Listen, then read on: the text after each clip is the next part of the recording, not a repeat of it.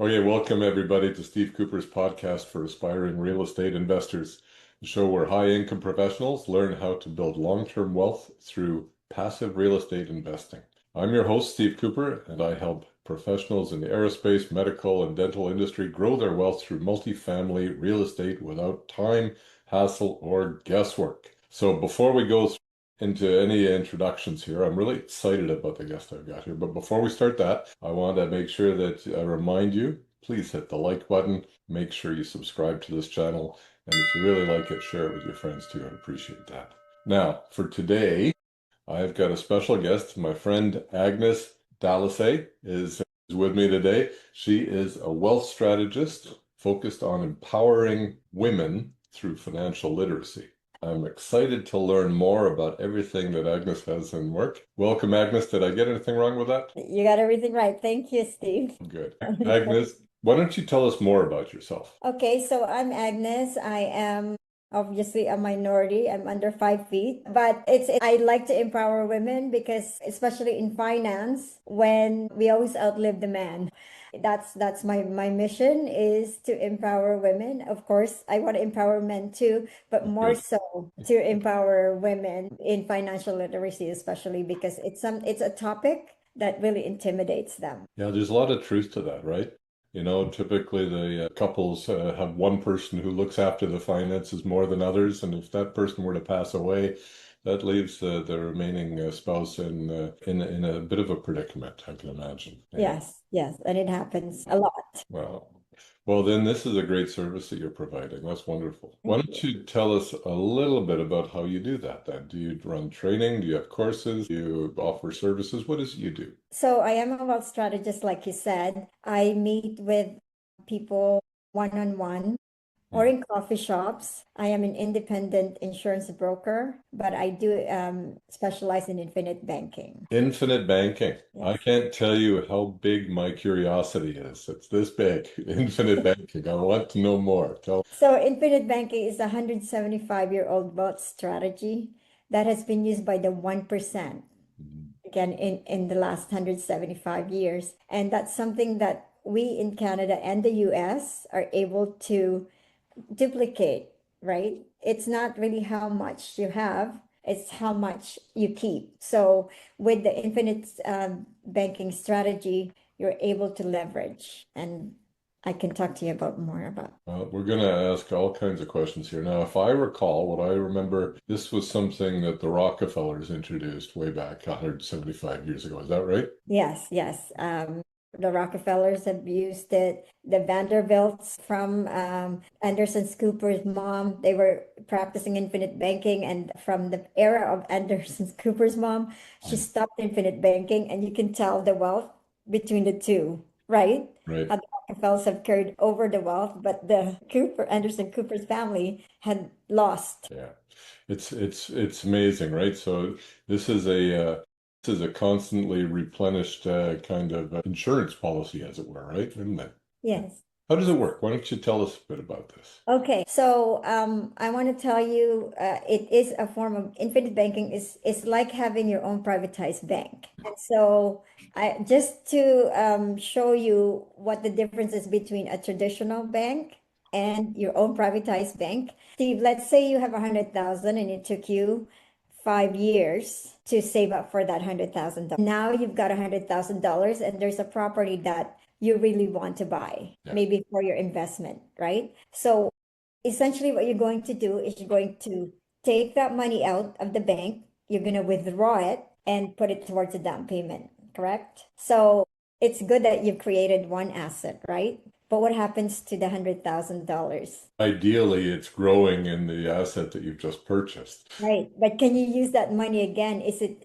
You've taken it out, you've withdrawn it from the bank. It's not there anymore, right? You're down to zero. There's, you're basically building that back up through the equity of the property, through the cash flow that may come from it, but it's secured against that asset for a period of time. You're right. Yes, but that's 100,000 is no longer available. Yes, you created an asset which you're going to grow, but what if you can create two assets with the same $100,000? Then you're actually a winning. That's winner, winner, chicken dinner, right? So let's right? see. Tell me about this. How does that work? Okay, so when you withdraw the $100,000 and deposit it to put it towards a down payment, essentially what you've done is you've given up the future growth of that $100,000. Correct. That's traditional finance. You flushed it out. So we're conditioned that you need to withdraw that money to exchange it for a good of service, that you cannot never use it again. But what if there's a financial tool where you can, all you're doing is you're transferring this $100,000 own into a financial tool, which happens to be a high cash value participating dividend paying whole life insurance policy that has to be designed and engineered properly in order to execute this. So what you're doing is you're going to transfer it to this account. 2 weeks later, as soon as 2 weeks later, you can borrow against it. You're going to collateralize it. So put it towards the down payment. But your money here essentially is still growing even while you're using it. So it's multitasking. We women like to multitask, right? It's Of true. It's true. I've things seen this. right? Of all the things that you want to multitask with, this is a very powerful strategy because you are building two assets instead of not only that, when you park your money in this and it's growing for you, it's growing tax free. Really. You can access it tax free. So it becomes really, it could become your opportunity fund or your maybe when your emergency fund. It's going to keep growing for you for the rest of your life, not unlike the traditional bank where it's gone forever. You're not able to recuperate. So do you have to repay it? Okay, that's a good question because you have control. You have your own privatized bank. So you decide when you want to pay, how much you want to pay, or if you want to pay. And so that's really against the grain, right? Like Yeah. if you got a loan, if that was from CIBC or BMO or TD, they would tell you, they'll give you a schedule of how much you need to pay and when you need to start paying, which usually is in the next month, Right. right?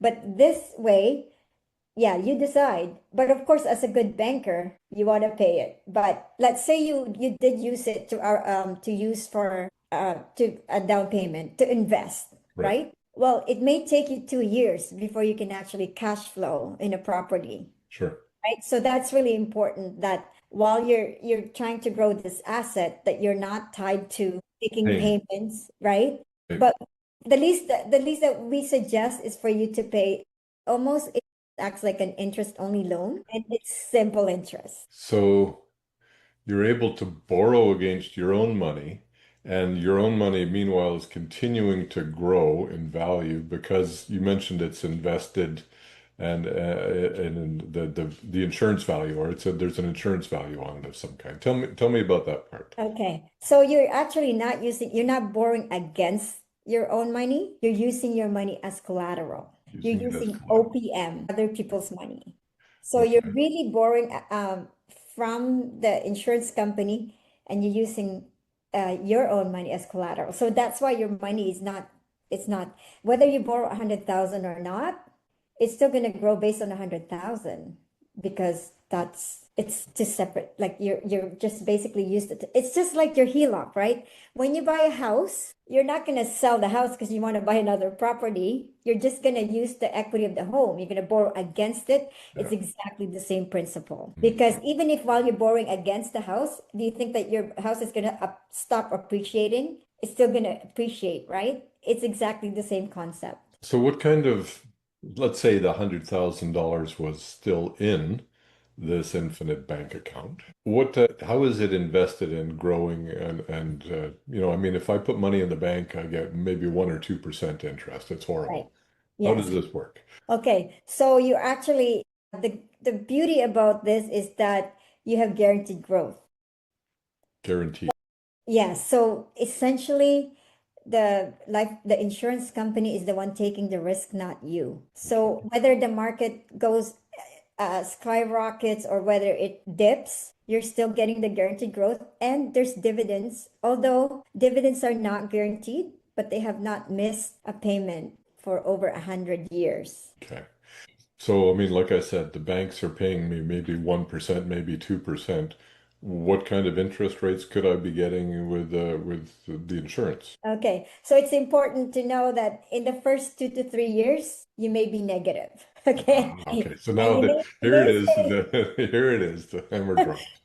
it sounds like you're negative, but you're actually 85% positive. Okay, because in the first 2 years, usually the cost of insurance is it's got front loading, it's front loaded. So Yes, basically you pay for the first 2 years. So when you put in $1 in a life insurance policy, you may get 85 cents to 90 cents in the first 2 to 3 years. Right. But on the third year or fourth year, you put in $1, you get $1. And you're probably thinking, well, why would I do that? Right? it's coming. Yes. Remember, on your in your traditional bank, you've withdrawn your money, so you've given up 100% of your money, you're left with zero, right? But by simply transferring your money in this policy, maybe you are only able to keep 85%, but that's 85% versus zero. And the beauty about this is your family's protected, your business is protected, whatever happens to you. So it may be thousands and thousands of percent. But of course, that's the last thing we want, right? Fair enough. So the first few years you may be negative. The next few years you may be on par. What happens after that? Is there After anything in the that, way of a banana curve that all of a sudden makes this seem like magic? so it actually, you understand, we understand compounding interest, right? Yes. So if with the compounding effect, imagine having compounding effect on something that is tax free. That's a really big deal, right? Because it could mean for someone, it could mean 43% if it's in a corporation still, right? So corporations can invest in infinite banking. Yes, it's called COLI, corporate owned life insurance, and this is really highly advisable for corporate owned life insurances. Taking notes. Yeah. So Yeah. because with COLI, you can actually do, it's another strategy. When you're talking about infinite banking, you're borrowing against your policy. You're borrowing from the insurance company. But when you are doing the other strategy, which is in immediate financing agreement, you're actually using it as collateral, but borrowing from a bank, but you're able to access up to 100% of what you deposited in, let's say, year one.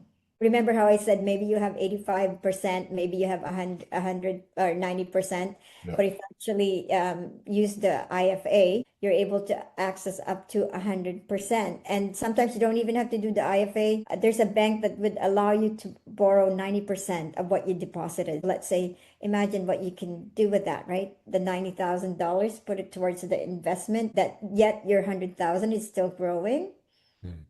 or 85,000 anyways. Yeah. This is interesting. I mean, basically, that's what the banks are doing too, isn't it? Exactly. That's why it's like, oh, do you want to be a bank customer or do you want to be a bank owner? Yeah. Essentially, if you really delve deeper into this, you're going to understand why the Rockefellers, right? I mean, if it's good enough for them, it's good enough for us. Yeah. And maybe they may have three zeros extra at the end, but it's the same strategy, right? Yeah, well, they got to be that way through several different strategies. This is obviously one of them. So I guess it's a good segue into when should a person start this? You know, from my experience, buying life insurance, you Okay. want to be starting that policy as young as possible. The rates, if you can lock them in, are great because the older you get, the more it costs you to be participate. Is that the same thing true here? Yeah, so you can actually start a policy on a child that's 15 days old. They have to have survived the 15 days. But even at age 80,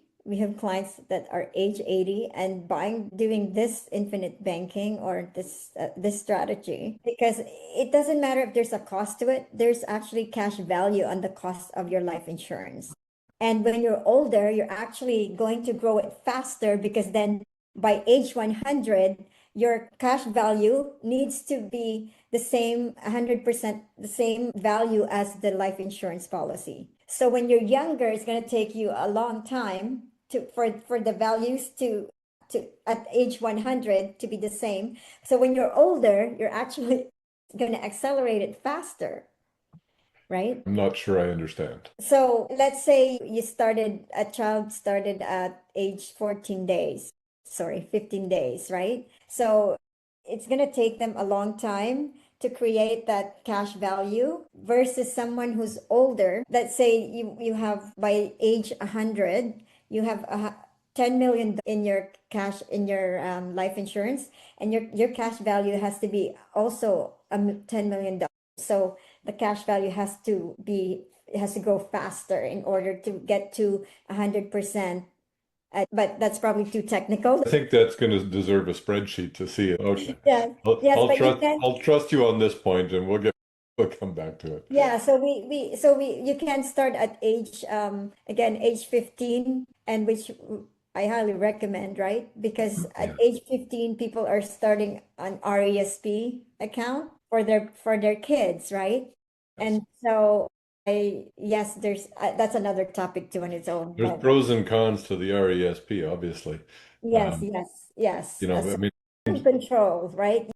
the important thing I think we always consider as we're new to raising a family is I need to put some money aside for my child Yes, yes. to And his education or buy a car, buy a house, whatever it may be. You say to yourself, I want to help him, and I can do so with a little bit each month, right? And by the time he gets to a young adult, he'll be ready to make his own decisions. I've got this gift for them. They're able to actually go forth, right? But if you're assuming that your child is going to want post-secondary education, an RESP may be a good way to go. In some provinces, they kick in and do some matching or whatever. But if they don't go to that post-secondary education, then what have you got left? I don't know. Maybe it's not the best investment at that point in time as you come to that reality, and it's really in the hands of the child to decide that more than it is the adult at this point, right? yeah, so I like that, when you're talking about you want them to be able to use the money for maybe for their tuition, maybe for their first car, maybe for their wedding, maybe for their first home, right? The beauty about infinite banking, the beauty about the strategies, they can use it for any of them, and they use it over and over again.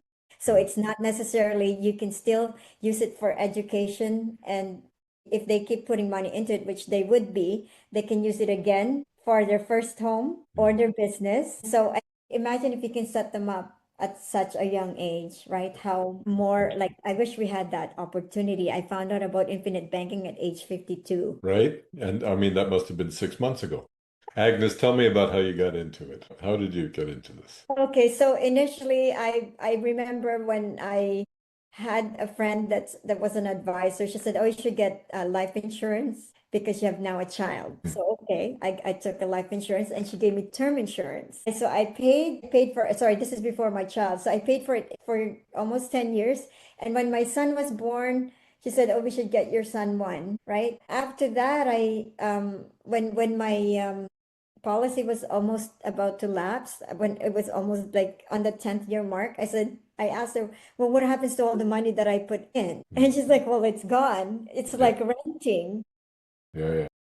And this is how I found out about permanent life insurance. And initially, I was working with universal life insurance because I didn't know about infinite banking. I thought, wow, that's brilliant that I can use my money to invest in the stock market and have life insurance. But I found out later on that with the universal life insurance, I have to wait 30 years in order to access the money. So with whole life insurance, with this strategy, I'm able to access my money 2 weeks after I deposit it. Yeah. So then, of course, I made the move to a different company because the company that I was with was not supporting this. So I had a team, I had a big team in the previous company. But what's important to me is what I'm gonna have for myself. I want to share with my clients, right? I mean, it's not fair that I have this for myself and I'm selling them something else. So that's how I found out about this, and I joined a company, an agency that trained us on infinite banking. And actually, the person that was the mentor was involved with the Nelson Nash Institute. He was the economist. Okay. Yes. And So, we were trained under him. so something we talked about earlier was you've partnered up with somebody that makes you a stronger wealth strategist. Is this part of this life insurance as well? Is this how this is coupled together? Yes, so I recently partnered with a tax and estate planner. Hmm. He's a tax and estate planning director. There's only 30 of them in Canada, and he's one of them. Very powerful because when you are setting up infinite banking, you're not just going to set it up with whatever you have. You have to understand how it's going to affect your tax and estate planning. So I think that we're very busy. We can only accept so many people at a time, but we give the service again. If you booked with him, it's going to cost $10,000 to have his services. But if I introduce my clients to him and we work together, then it's inclusive. Interesting. So I guess that this is something I need to know more about. I'm gonna I have think to. so too. Yes. We're taking appointments in August. Okay. So there's some exclusivity here. Look at this. Well done. It sounds fascinating, Agnes. Now, is this all you've got on the go? Have you got anything else that's happening? Well, I started real estate as well. Very, very new. Okay. I mean, I so call myself new. It's been over a year, and I was able to acquire a fiveplex in Edmonton. I'm not supposed to compare myself to other people, but I have to be moving faster because when I'm learning something, I'm slow at it. But once I learn about it, once I learn it, I'm really good at it. Well, So now there's phase where I'm in the learning phase, but I can't just keep listening and I got to start doing. and there's good reason for you to call me. How about that? Yes, yes. Right now I'm an active partner. That's what I want to do. We're investing in Mexico as well. Yeah.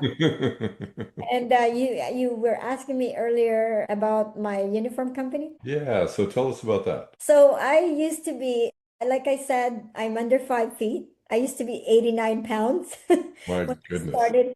Of course, I'm Filipino, so obviously, not obviously, but I was in the medical field. I was a lab technician, and when I came here, I thought, oh my gosh, why are people wearing pajamas to work? You know the scrubs, right? Yeah. So in 2006, I actually was one of the pioneers to have something that is fashionable, that is comfortable, and that is professional. Nice. And I thought, yeah, this is because my inspiration was the nurses in the Philippines. They would wear a white suit, so a skirt usually, and a top. Yeah. And so that was my inspiration. So I'd go to the Philippines, I'd have it made, I'd have my uniforms made. Because when I used to buy uniforms here, extra small was like I was XXX small. Bed. And so nothing fit me, so I would roll it up and then it becomes flood pants. Because anyway, so yeah, that's how. And actually, it was my coworkers that said you should be selling this, and so I asked them, well, how much should I charge? And that's how I started. But I that going back to the Philippines back and forth did not work, so I found companies or subcontracted factories that would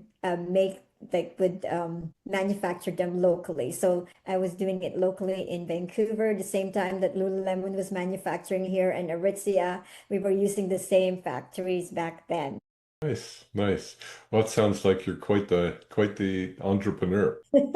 Yeah, I Nice. always find something that can I not monetize, but if I enjoy something, I want to share it too, For sure. right? And if I want to empower myself, well, other women would probably have this same issue as me, right? So, and I think, yeah, empowering women is really important because, like I said, some of them feel like intimidated, and it doesn't have to be. Like finance doesn't have to be intimidating. They make it so it's like that. So you go to the bank, right? Yeah. Every jargon is like you're not going to understand, so they're overwhelmed. So I'm here to let them understand in plain language, right? How I would understand, because like I said, it takes me a while to learn something, but once I learn it, I can really teach it because I would give the basics. I love it. I love it. Agnes, if somebody wants to find you and they want to reach out, learn about infinite banking or buy extra small uniforms,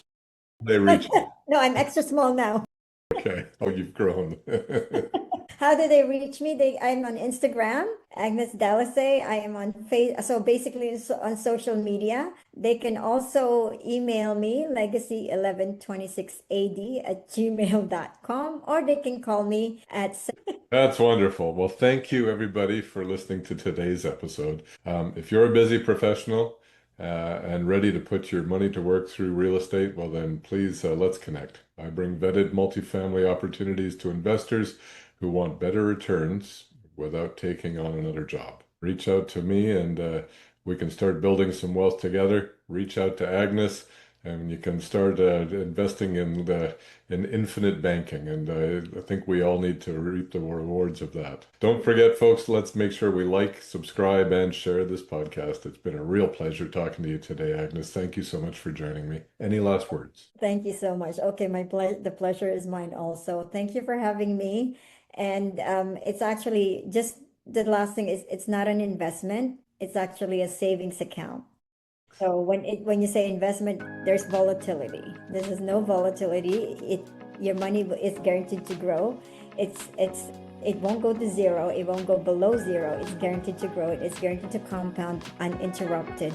Which if you can get something that compounds uninterrupted, tax-free, and if you can leverage, that is powerful. Well said. Thank you again, Agnes. It's been a pleasure. Thank you so much.